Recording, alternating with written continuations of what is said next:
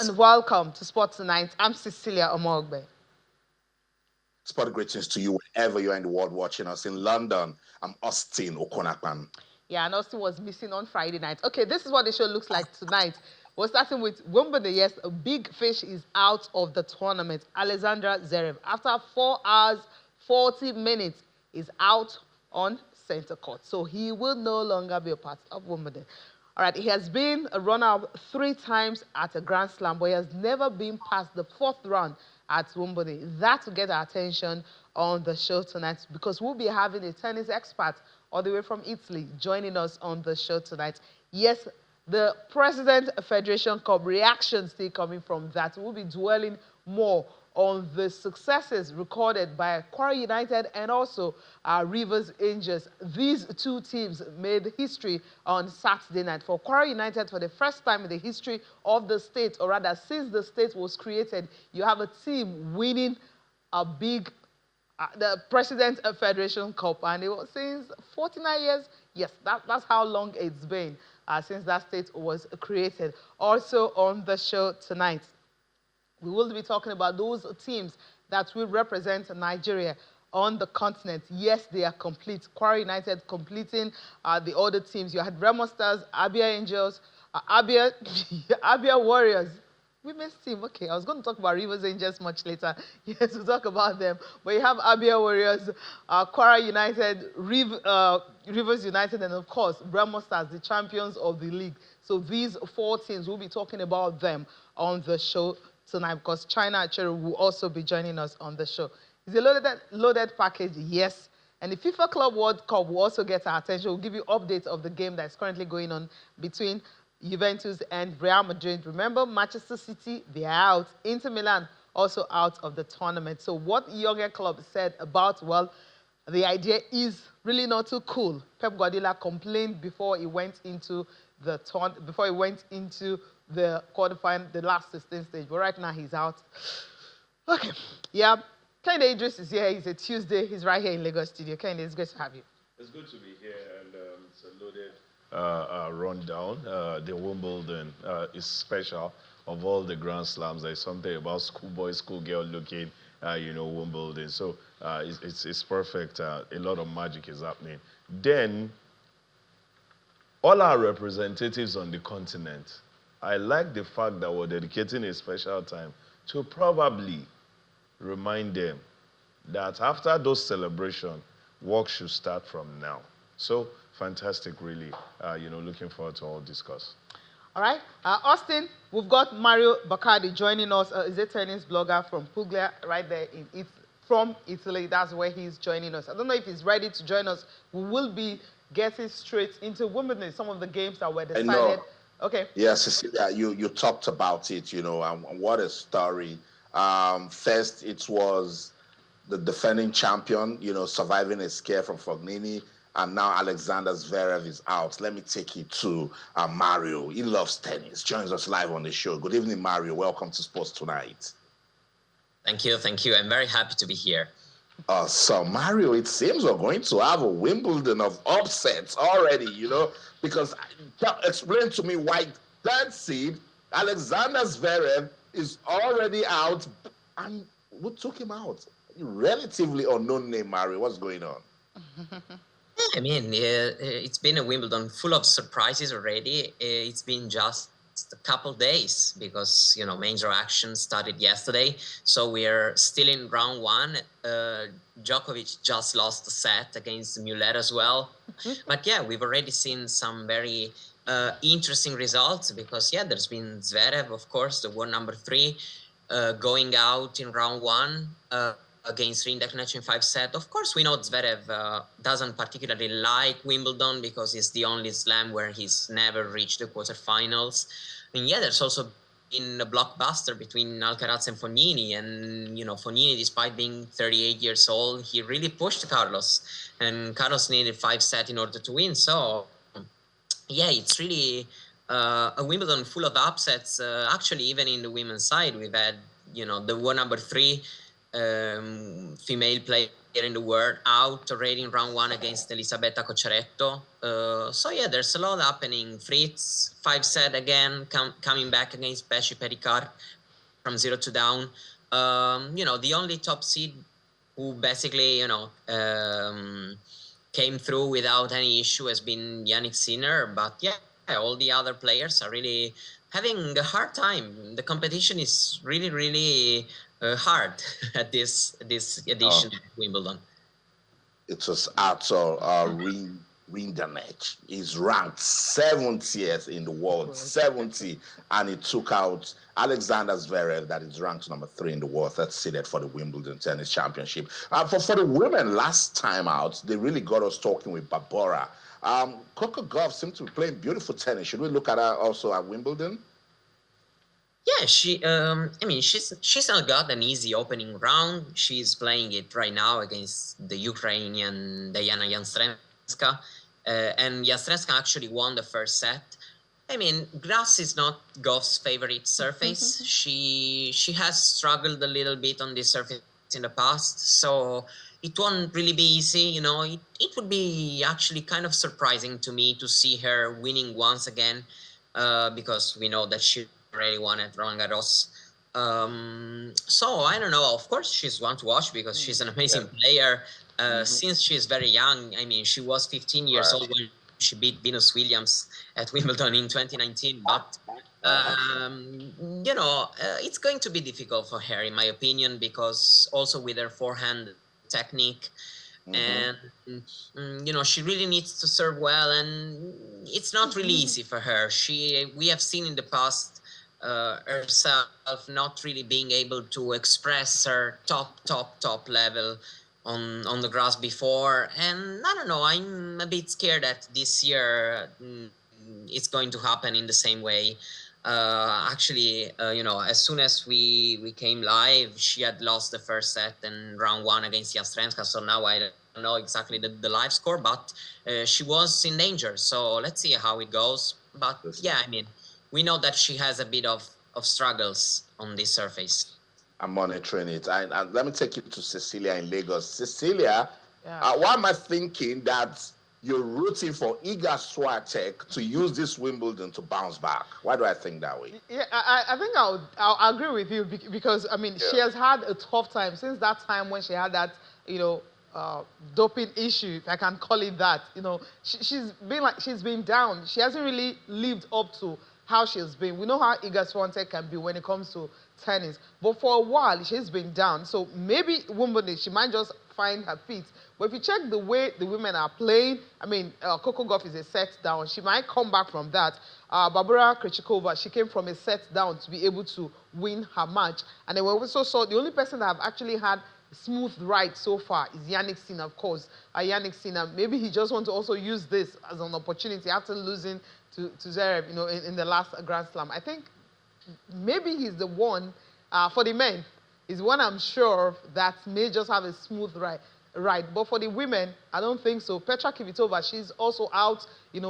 She's going to retire from tennis after the U.S. Open, but she's out of the tournament already. She complained about some pains and everything, but then she's out already. So we're looking at some of these women, and then the ones you want to put your hope on. Well, I think that's why I'll go with Iga Swiatek. But let me throw the question to, because to Kehinde. Kehinde, for you, Iga Swiatek, we've seen what she's done over the years, But late last year, nearly this year, she hasn't come back to that form that she's been in. Yeah, I think apart from winning Eastbourne tournament, Yeah, it looks like she's battered mentally, at this period. We know she's a power player, very technical, but she gives everything whenever she plays. So injury, I think, slowed down, the powers that she expressed. And then psychologically, like you mentioned, after the whole, doping and all of that, it's been a bit of a slowdown. Also, in the men's angle, I think that's also playing a part in Yannick Sinner, because I feel on planet Earth right now. Yannick Sinner plays the best tennis, but we've seen in a couple of months now he's been a bit slowed down because back and forth on we're checking, we're doing checks up and all of that. So maybe the Wimbledon has always been a magical Grand Slam might just serve us some of the magics we're expecting. Probably some persons trying to turn back the hands of time, or maybe some new name in the block. Or like he said, talking about Mario, Coco Golf, maybe this will be the Wimbledon. She would, okay. She has actually lost. She's out. She lost Wow. to Diana Yastremska. I mean that name is Okay, I take back my word. Yastremska 7-6-6-1. So she's out. I mean, the first set went to a tie break. That's why we thought, okay, after losing that, because she didn't do so well in the first, but being able to take it into tie break and try as much as possible to get the win, but that didn't happen. But second set, it's like she gave up. She lost that second set 6-1. So Coco Gauff is out of Wimbledon. I think Mario, you didn't see this coming at all, did you? Well, I mean, Yastremska is a great player. She hits the ball very, very hard, and we've seen Coco already struggling in Berlin, a tournament that she played on grass right before coming at Wimbledon. So she went 0-2 in this grass season, and I mean it's fair. It's not easy to bounce back right after having won a Grand Slam tournament. Okay. I'm pretty sure Roland Garros took a lot of mental energies and maybe also physical out of her. So yeah, I mean it was tough to probably really expect it, but I can say that it makes sense because the draw hasn't been really kind to her. Yastremska is a really, really great opponent, and so yeah, Coco was not probably 100% ready to be in the Wimbledon winning form. And yeah, she paid the consequence of that. But I mean, of course, having won already a Grand Slam this year, it's not, of course, a huge tragedy for her. I think she will bounce back for sure for the North American hardcourt season, and I'm pretty sure we will see her back to winning ways in August. Yeah, hopefully we can see that. And for Djokovic, I mean, Djokovic has won the second set. So after winning that first, he has lost the second set. He won the first set 6-1, and he had lost the second set. He went into tie break 7-6. And of course, the final set is on. I don't know if that's going to be that. Obviously, the third set is on, and of course, Alexandra is already a game up in that one. I mean, this is going to stretch him. Yeah. Like I always say, I think everybody in the world should respect tennis player, whether it's table or like it was popularly called then lawn. Every game is a final. Every game is a knockout game. See, already that in itself is a pressure on you. You're playing your very first game, you lose, you're out. We've seen champions in other sports losing their first game in a tournament and then they coast on after them. But in tennis, it's not like that. So you're playing every game, you must be 100%. You can't afford to have a day that you are probably 90%. If your opponent is 92, then you're out of the competition. And I think that's what a lot of players are going through. And you can see the reason why some of the top names have survived over time is that mentally they've been able to stabilize themselves at this highest level.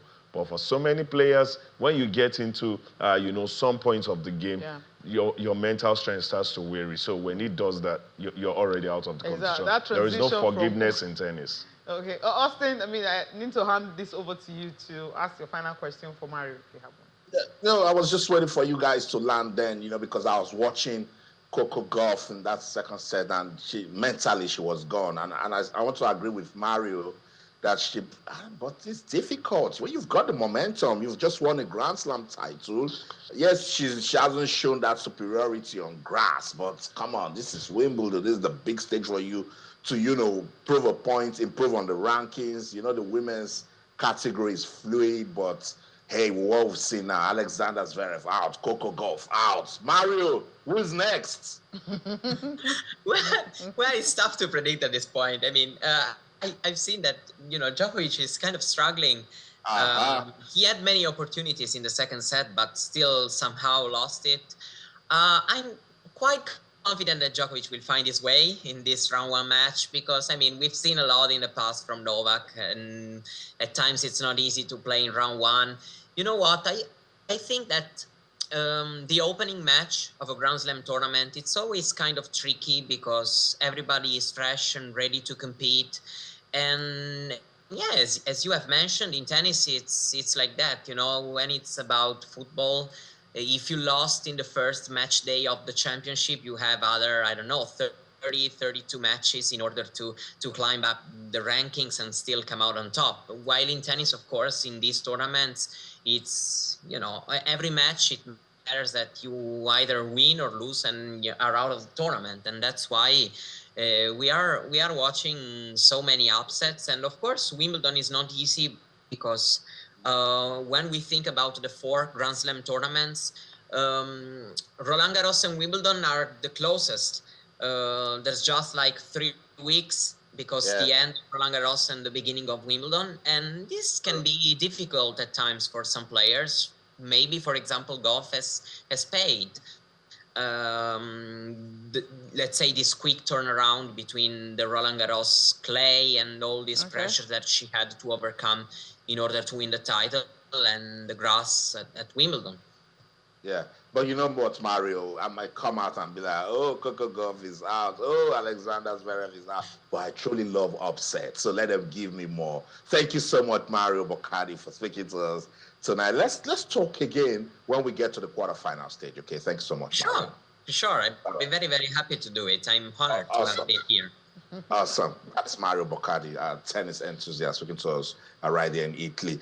Kennedy, I love upsets, and I'm like, look, yes, I would have loved to see Coco Gauff continue, but I love upsets, so give me more. Yeah, give me more, give us more. No more. We'll have to leave it and go to Nigeria.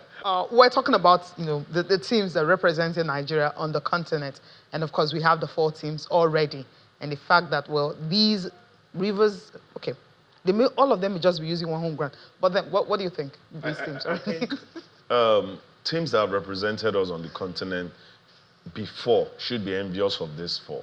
Now, these are my reasons. 2 major reasons. First reason, we finished the league in record time. Okay. That is finishing in May, and then as of ending of May, starting of June, Remo Stars, Rivers United, Abia Warriors already know that by September they will be involved in continental games. That is what June, July, August, and a bit of September to get yourself ready for continent. That is some ample time.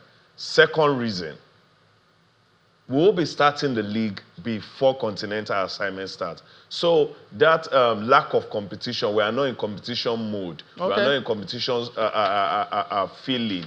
Won't be there. You would have already played some couple of games before, you know, getting into continental assignment. So all of these 4 teams, Kwara United just joined. Kwara United, well done, congratulations. But the celebration can't stop now for you to start your preparation for the continent. Because see, it has gotten to that point where I'm wishing that there are things we could all join hands to do to have better representation on the continent. Look at the Club World Cup and what teams from around Africa are getting. We need to put in the work. For Remo Stars, I think I'm charging Remo Stars exactly the money. I think I'm charging Remo Stars specially because they've come and been at this point, learned and learned. They've shown us that they are a team that can learn from their mistakes and better it next time. Hopefully, on the continent, they will prove this even further. So, Rivers, Remo, Abia Warriors, Kwara United, you have what so many teams have never had. That is finishing the league in due time. Sometimes we'll play the league up until maybe August, and then continent, you go for a break. Teams will be coming from holiday to play continental, games. This has ended, and now you have ample time to, whether you're buying players, whether you're shipping out players, you want to get your coach from refresher courses and all of that. Anything you want to do for any setup in that team, you have the time to do that. Then also you have the time to start the league and be in competition mode for you to go into continental assignment. Interesting. Cecilia, you talked about money. If they bring the World Club money, to any of the clubs in Nigeria. I mean, we'll build That- 3, that 4, would be 5, 6, 7 growth, stadium. I'm telling Achana you. Achero, a seasoned sports journalist, joins us from Port Harcourt. So let's go to River State. Good evening. It's great to have you join me on the show tonight. Good evening. Pleasure is mine. Okay, all right. I mean, we have 4 teams, all of them set. We have Kwara United is the last one that joined the team. Abia Warriors, Rivers United, of course. That's, well, your team, literally. And Remo Stars. These teams are ready. What are the things you feel that they can, put in place to be ready for the continent, not just to compete as usual or struggle to get into the group stage where the money is? What are some of these things they can actually do to have a fantastic, campaign? First, they should try to be football clubs. First, because, apart from Remo Stars, that has a semblance of being a football club, I think the rest are just entities that gather every weekend to look for 3 points in the league. They should try to be a football club. And a football club is more than just playing a game on Sunday. It's a whole, organization. Start from the fans, talk about the management, talk about the players, the media around you. It's a lot put in to be a football club. Just last week, I heard that Rivers United let go of about 14 players. Yes. See, one problem with Nigerian football clubs is the turnover of players every year. The turnover every year. They let go of 14 players. Abia Warriors is another state government-owned club. I expect maybe 10 to 15 players to be let go of. Probably Kwara United. We can't continue like this.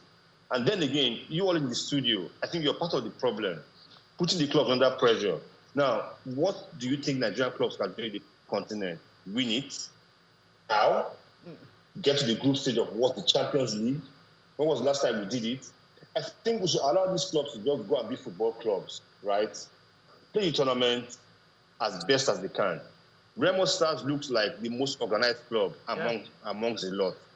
They've been on the continent 3 times. In 2022, in 2023, they lost to Asfa Morocco in the second preliminary stage of the CAF Confederation Cup. In 2022, 2023, they lost to SC Mediama of Ghana.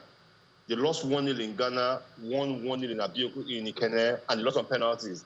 Then last year, they lost in the first round to Asfa. And that looks like our most organized club.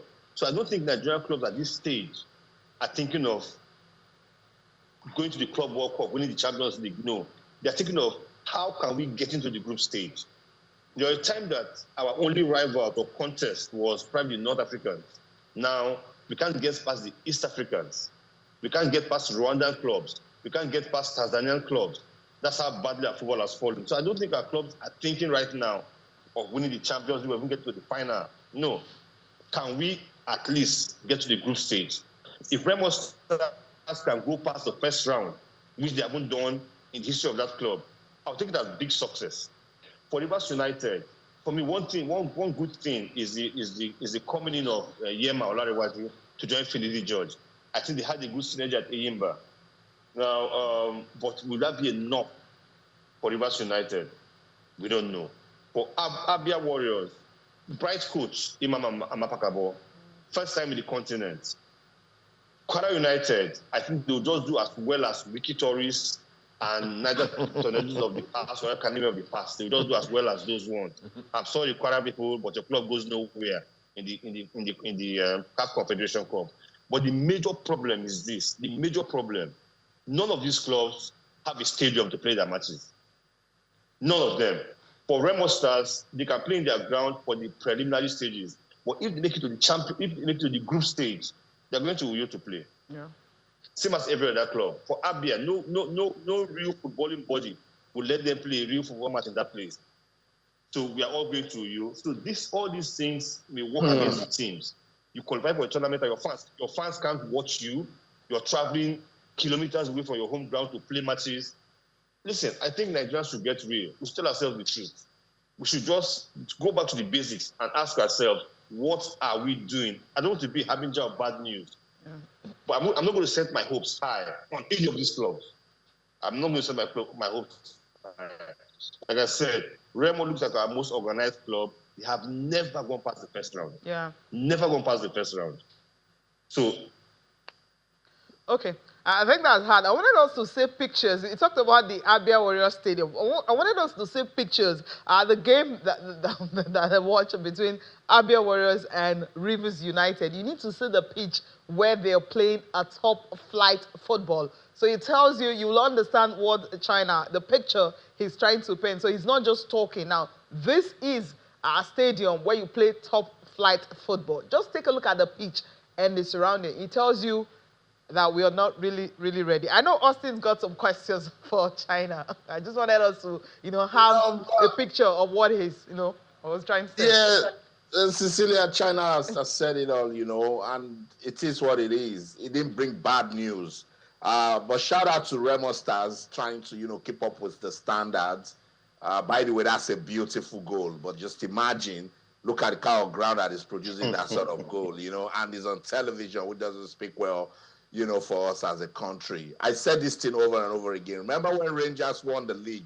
We called on the state government. We called on everybody, even MOB. We said, fix your stadium so that you're able to, continue the momentum, put some bit of business branding into it. China, you've been involved with clubs. You've been involved with Rivers United when they were Sharks. Why is this so difficult? Is it a class? Is it because it's government involvement? Why is it so difficult to do the right things to make our football shine?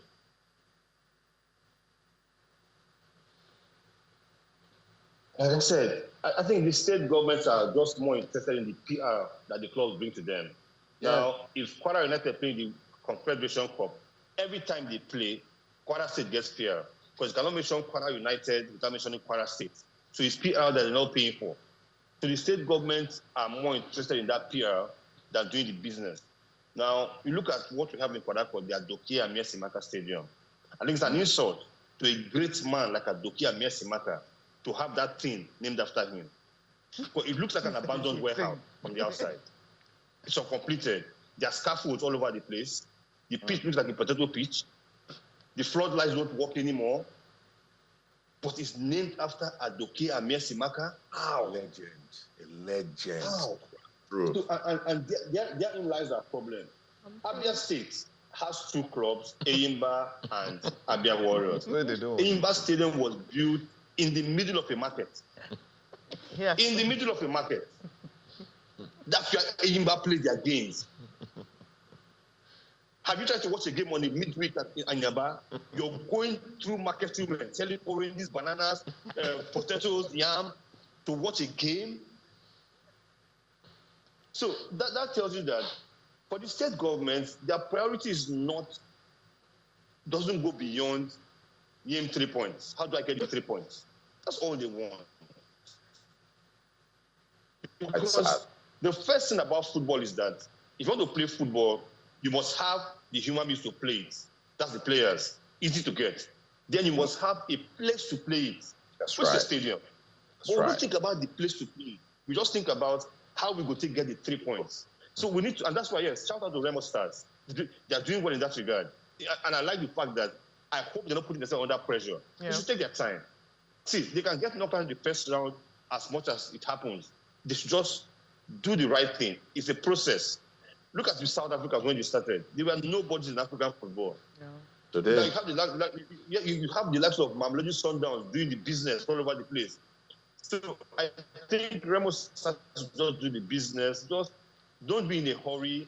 Don't be under pressure that we are getting knocked out in the first round. Just do your thing. And with what we hear, I've not been there before. I've not. But what I hear, what I see about that place, it's just a matter of time. For the government-owned clubs, it will just be what they are, government-owned clubs. Enough said about them. No, shout out to Remo Stars, by the way. They are regrassing that stadium. They're trying to make it look good. I spoke to the contractor today, and Kule Shoname and his team, they are pumping a lot of money into that stadium.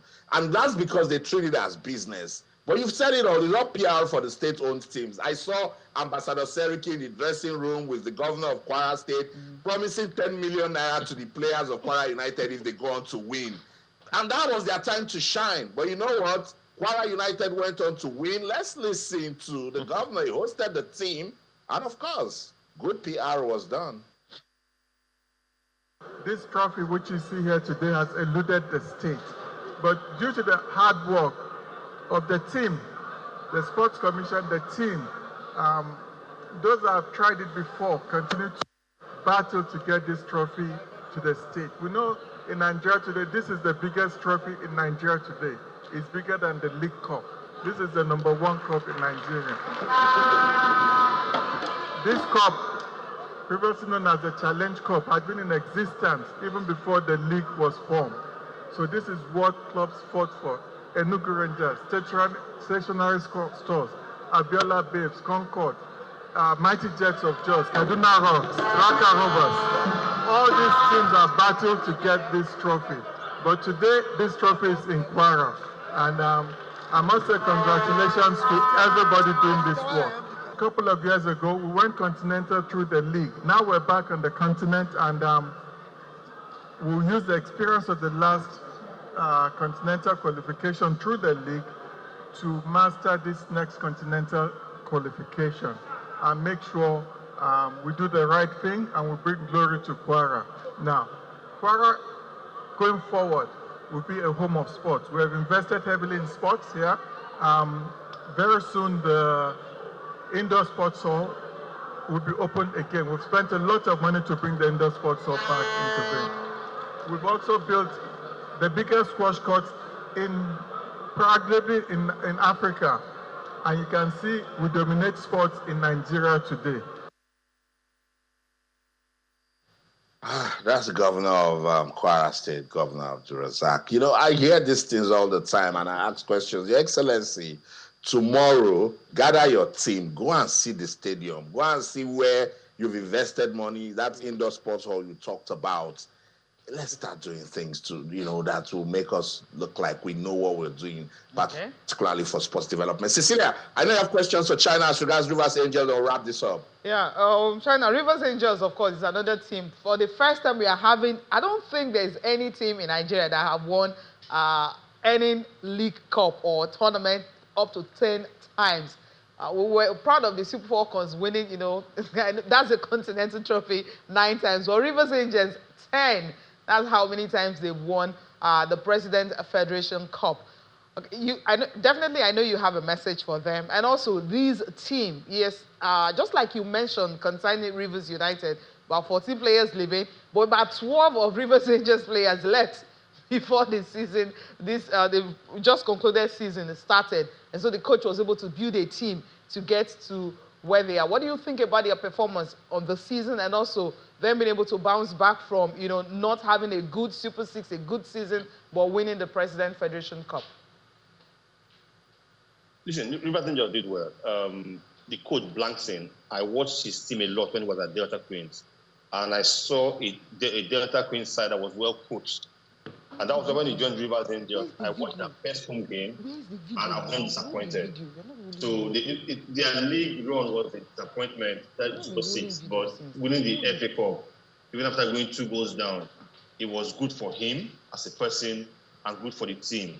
And talking about their run in the FA Cup, listen, this run started from the late 80s, 90s, when the team was packed with loads of Super Falcons players. So they have always been, should I say, kings of the FA or queens of the FA Cup rather. But I'm sure if you ask the players, if you ask the management, they'd like to win more league titles. But kudos to Rivers Angels winning the FA Cup. Never an easy one. It's never an easy one, definitely. I want to thank you, China, so much for joining us on the show tonight. Thank you. The pleasure is mine. All right, we hope the next time we'll have some good news because I had to unearth some of the things we tried to play down on, but it went all out. I mean, just a quick one on Rivers Angels. Yeah. I mean, 10th title. That's massive. That's massive, really. That's why sometimes I wonder why Super Falcons don't get their respect, especially from our administrators. When you win 8, 9, 10 of a title, then you are special. Rivers Angels have been special. That's why I'm particularly pained when they represented us on the continent and they didn't do well. So I want to see them get back to that point. But for the game itself, whenever Rivers St. John, Nasarawa, Amazons come up against each other, you know there will be, firecrackers everywhere. And that was what we saw in that final. 2 goals down, came back roaring, and then went to penalties. And penalties, fantastic. They took their penalties so well, which got them the trophy. So, like we always say, the fanfare has been taken away from the FA Cup for me. Is the oldest, is well celebrated, but I think the fanfare has been taken away. We should return the fanfare and let champions of the FA Cup feel like they are proper champions. Sometimes, why did you say that? Yeah, people don't even know that the FA Cup finals were this weekend, both male and female. I took my ask all around the state for football enthusiasts. They do not know. It is so much of you and I who report the game that knows a lot of happenings. It's the final of the FA Cup. Yeah. When you hear history, look at Abdurrahman Abdurrazak talking about how the FA Cup has been magical in the country. Then it tells you what is about the FA Cup today. A lot of persons cannot even name those who played the final. Talk more of the scoreline or how the game panned out. So maybe we should return the fanfare. Let champions feel like they are worthy champions. They won something special. Just feels like, okay, we won a trophy. That's it. But at a point, the FA Cup, you lifting that trophy. But the prize money was actually cool, Well, yeah, it's cool. But the prize money was also cool then. Yeah. And then, you still feel You like want you the won, fanfare to actually you come won back, a special trophy. The build-up and all of that. Yeah, they even tried this time. Compared to so many, I think that there was a bit of a build-up, this year compared to so many. We need more activation, we more need brand, more. let we people need more. know This that is this the is FA actually Cup. going on. And funny enough, we played just 2 cups. Okay. The league and also the FA Cup. Why not? Give it the best, right? Give it all. And then state governors should learn to actually build a standard stadium. Just you look at it and then see if you can replicate that. Kwara state governor who just spoke about, facilities, that's what he needs to do. Abia can actually borrow a leaf from Aqua.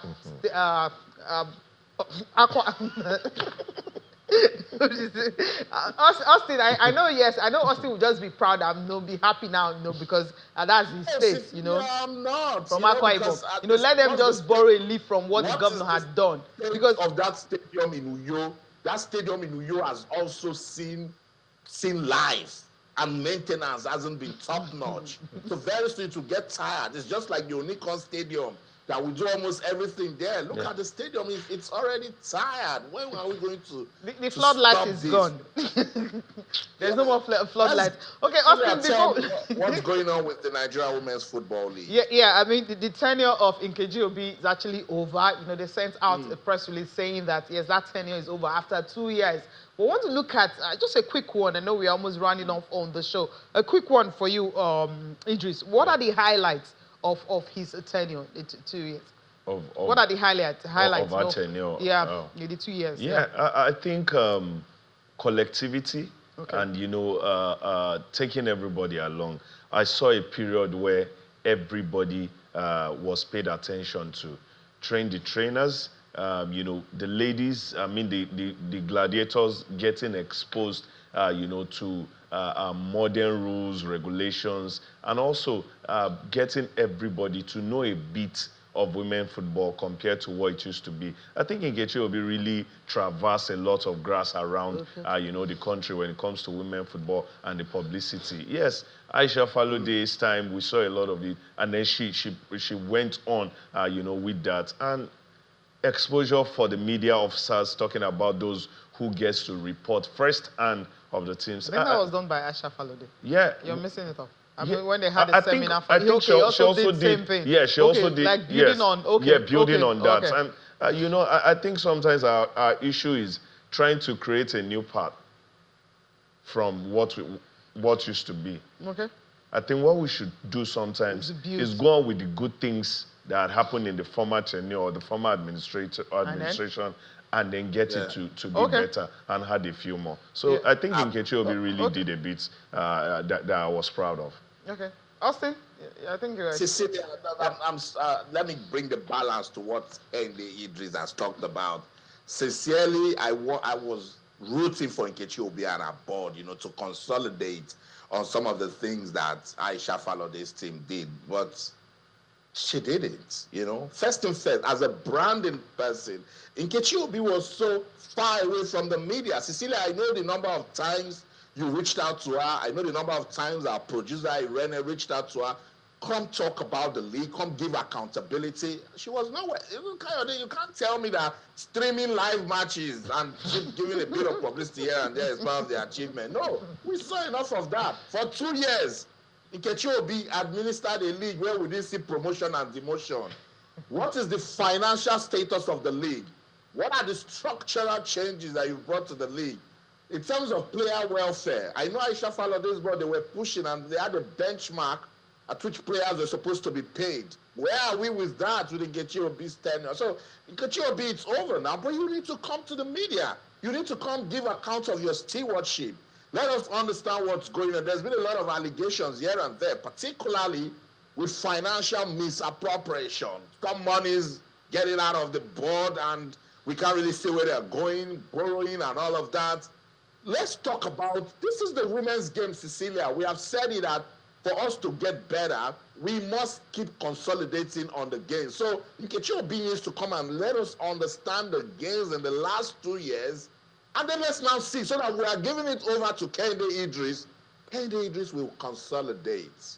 That's what I'm trying to say.